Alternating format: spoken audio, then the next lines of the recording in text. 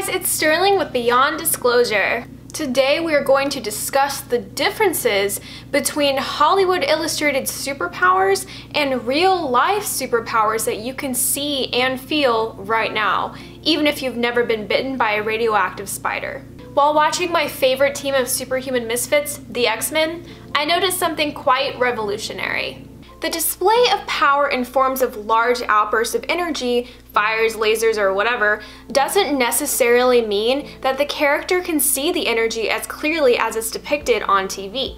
For example, Jean Grey has the power of telekinesis and telepathy, and she also holds the power of the Phoenix inside of her. When she was forced to use a large amount of energy, the creators of the film illustrate this by wrapping Jean in an aura, or flow, of reds and oranges radiating off of her body. Now, let's take a moment and put ourselves in Jean's shoes. If you were super hyper telekinetic and you were at a heightened sense of emotion, do you really think that that energy could only be real if you could see it as clearly as you could feel it? No. One of the benefits of learning how to open your third eye shows you that not everything can be seen with your physical eyes. Much of the world can only be viewed through your third eye, which in this case sees energy. This tool is the same tool that many healers use in Reiki and other energetic practices when they see energies or attachments on a patient and work with their energies to clear the fields and heal. The ability to see images in your mind at all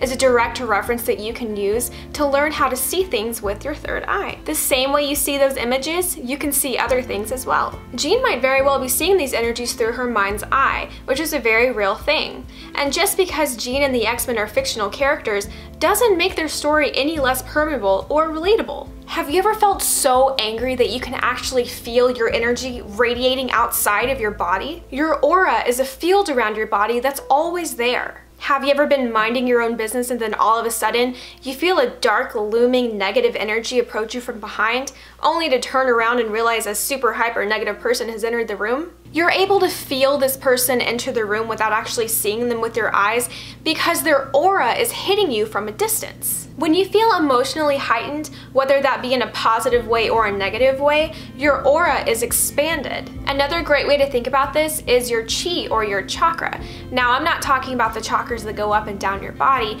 but rather the energy centers within your body that you can use to create energy fields. That energy is real, even though it doesn't appear in the 3D world like you might have expected it to. The trick is learning how to channel your emotions, your ability, to work for you. We all have our own specialties or powers, even if you don't know what yours are. And now for a little hands-on experience. If you think you've never felt this type of energy before, or you just need something a little bit more physical to help you understand what I'm describing, follow along with this super easy exercise called making a chi ball. This is a really old technique and it's been around for a really long time, but I'm sure that some of you have never heard of this before, so here you go. To make a chi ball is really easy, and all you have to do is put your hands together like this, and immediately I can start to feel like the repelling energies from my hands trying to touch each other. Now, this kind of feels like two magnets coming together, but really weak. So just give yourself a moment to kind of find that feeling.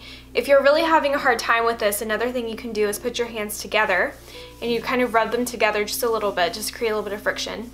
And then you pull them apart and you kind of push them together slightly. Then you can really feel that energy start to come about. So basically you just want to hold this energy here. I gotta breathe.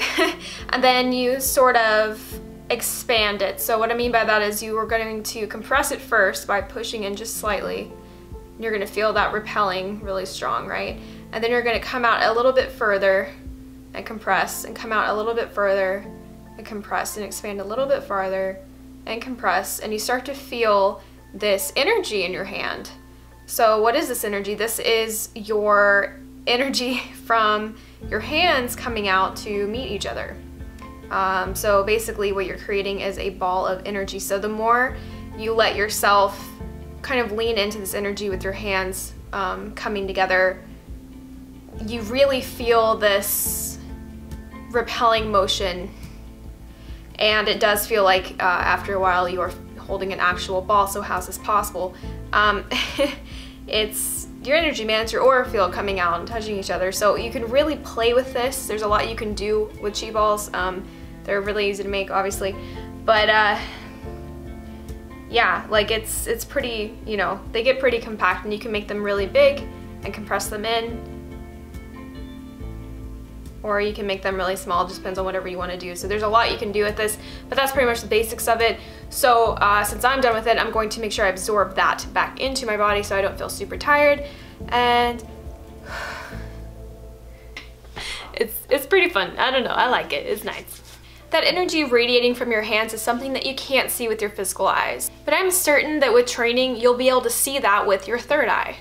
Good news, that energy doesn't stop there. You can really play with this and experiment on your own. A picture is worth 1,000 words, and that's exactly why, in my opinion, Hollywood illustrates abilities like these with glowing balls of light and fire. Another common superpower that a lot of people seem to be pretty interested in is flight. Hollywood depicts flight as, well, flight. We see this all the way from levitation to flying around the world in a matter of moments. And as far as we know, no one has actually flown around in their 3D physical bodies. However, flight is a very real thing that you can experience for yourself using a skill called astral projection. I have many videos on astral projection, and if this is something that you're interested in, I have a link in the description box to the playlist. I will say that you can do quite literally everything on the astral plane, and it's definitely worth your time. Telepathy is a very real power as well. In movies, this is shown by a very clear walkie-talkie style communication, but in reality, this is far from the case. Those of us who have developed our clairaudient abilities to some degree have experienced quite literal voices in our ear. Telepathy starts at a much smaller level, something that Hollywood tends to forget. Like any skill worth learning, you really have to go through the ugly and unsexy training regimens to reach heights that you never believed in before. Telepathy commonly starts as seeing images in your mind. You might find yourself having the same thoughts as a friend, or even saying the same things at the same time. You quite literally are synced up, even if it's unintentional. Telepathy is a much broader topic than we've been taught. Our minds are much more powerful than we can imagine. We create our realities every day. One of the reasons why telepathy is even possible is because we are all connected to each other at our cores. Because we are all part of the collective consciousness. Just think of what we could do. Telepathy is often effortless, coming to us daily without us even realizing it. However, for us to be able to call on this ability at will seems to be what requires the training. One really great way to practice this is you and a friend will sit down together and you will think of a shape and a color, and you will try to push that shape and color into the other person's mind.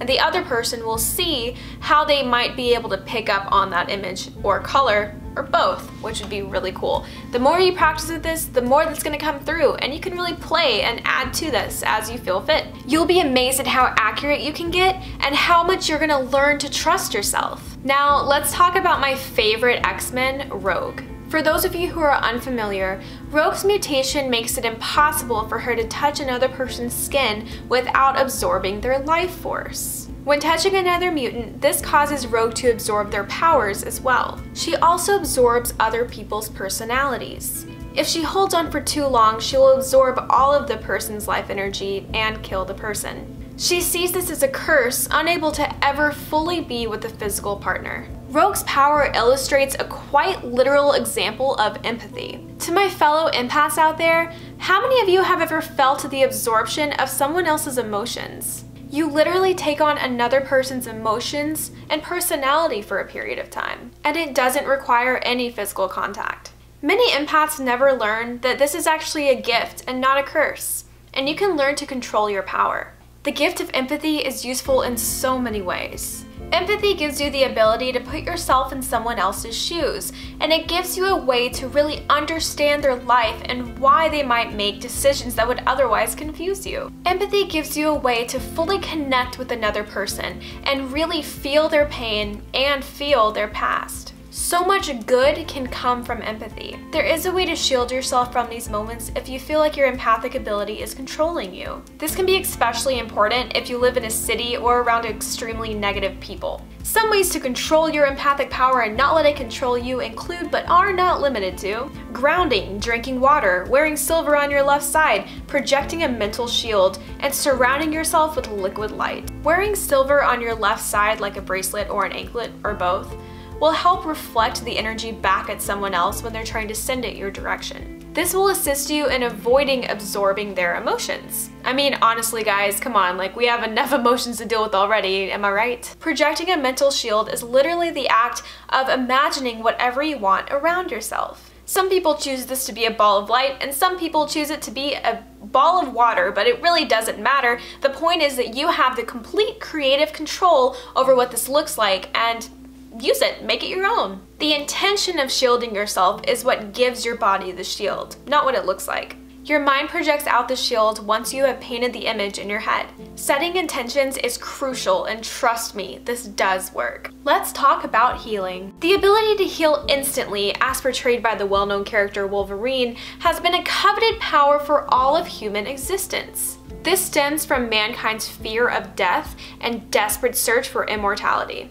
Spoiler alert, we are all already immortal, but that's a topic for another video. Not only can you heal yourself, but you can heal others. It might not be as glamorous as seeing Wolverine push a bullet out of his skull or watching someone's limb regenerate right before your eyes. Well, until we get that secret tech from the aliens that we're all waiting on anyway. But one of the best ways to develop your healing ability is through the practice of Reiki. Reiki and many other holistic practices use energy to heal the body, often without having to rely on anything besides their hands and their own energy. What you may have noticed is that many of the abilities that are possible are not just given to you when you're born. They exist, and you have the option to develop them. Of course, there are some abilities that will come more naturally to you than others will, but that doesn't mean that you are limited on what you can achieve.